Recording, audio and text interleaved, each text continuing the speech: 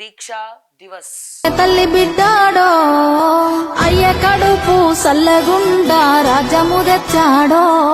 మలిదశ ఉద్యమాన్ని ప్రాణం పోసి ఈ రోజున దీక్ష చేపట్టి ఈ దీక్షనే తెలంగాణ రాష్ట్రానికి ఒక మలుపు తిప్పింది. 60 ఏళ్ల గాయాలు మరువలేని వేదనలు అన్ని మాయమవుతాయి నిన్ను చూడగాని.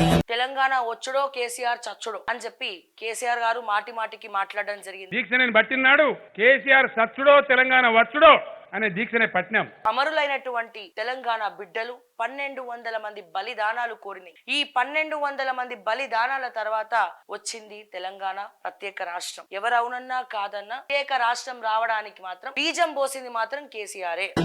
తీర్చినావు మా కలలు తుడిచినావు కన్నీళ్ళు నిన్ను చూస్తే గుర్తొస్తాడు ఇంట్లో ఉన్న నాన్ని.